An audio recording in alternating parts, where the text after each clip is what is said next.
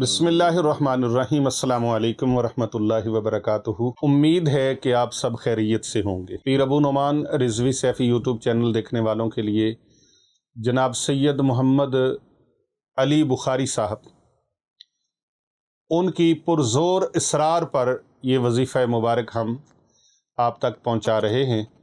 सैयद मोहम्मद अली बुखारी साहब वो सवाल पूछते हैं कि दूसरी शादी करने के लिए कोई अच्छा सा और मुनासिब सा और पावरफुल सा वजीफ़ा बताएं।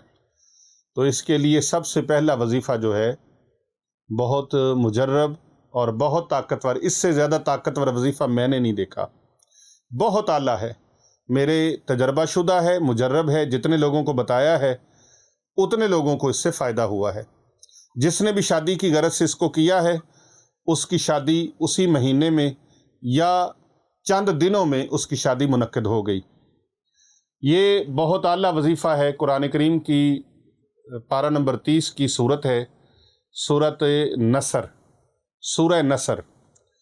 आऊज़ु बिल्लाहि मिनश शैतानिर रजीम, बिस्मिल्लाहिर्रहमानिर्रहीम। इज़ा जाअ नसरुल्लाहि वल फ़त्ह वरअयतन नास यदखुलून फ़ी दीनिल्लाहि अफ़वाजा फसब्बिह बिहम्दि रब्बिका वस्तगफिर इन्नहू कान तव्वाबा। ये सूरह मुबारका जो आपने समाअत की है, इस सूरह मुबारक की एक तरतीब बनानी है और उस तरतीब के मुताबिक इस सूरह मुबारका का विर्द करना है। इंशाअल्लाह ताला इसके विर्द करने से शादी का मामला आसान हो जाएगा। शादी पहली हो या दूसरी हो, ज़रूरत के मुताबिक इंसान शादी करता है, सुकून के लिए शादी करता है। और अगर आपकी पहली शादी हो चुकी है और आपके अच्छा घर का माहौल चल रहा है तो फिर आप एक ही रखें। कुरान पाक का हुक्म है, अगर इंसाफ कर सकते हैं तो फिर 1 2 3 और 4, हाँ जी, 1 2 3 और 4 कर सकते हैं। लेकिन अगर उनके दरमियान आप इंसाफ नहीं कर सकते, उनके हकूक़ की अदायगी में आप बिल्कुल आपके पास वसाइल नहीं हैं, तो फिर इल्ला वाहिदा, फिर एक ही रखें। ये कुरान करीम का हुक्म है। यहाँ हमारे अक्सर दोस्त, अक्सर अहबाब जी दूसरी शादी करना सुन्नत है, तीसरी शादी करना सुन्नत है, चौथी शादी करना सुन्नत है। उनको सुन्नत शादी में ही आके याद आती है, बाकी उनको सुन्नतें कोई याद नहीं आती। आप बाकी मामलात में भी सुन्नतों को आप रखें ना।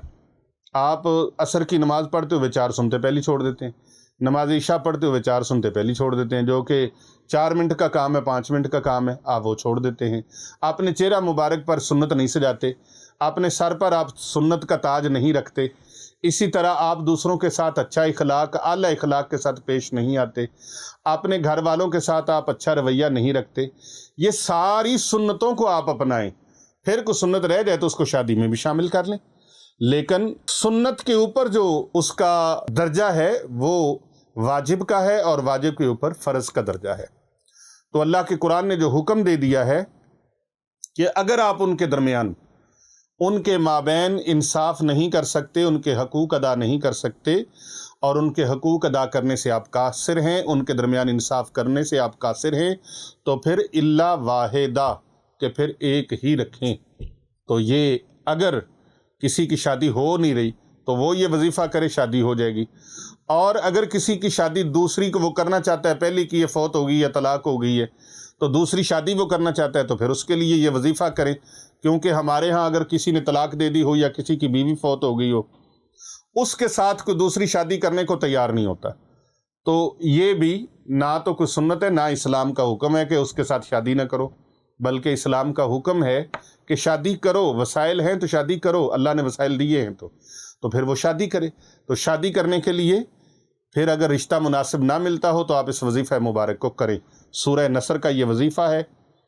बिस्मिल्लाहिर्रहमानिर्रहीम। इज़ा जाअ नसरुल्लाहि वल फ़त्ह वरअयतन नास यदखुलून फ़ी दीनिल्लाहि अफ़वाजा फसब्बिह बिहम्दि रब्बिका वस्तगफिरहु इन्नहू कान तव्वाबा।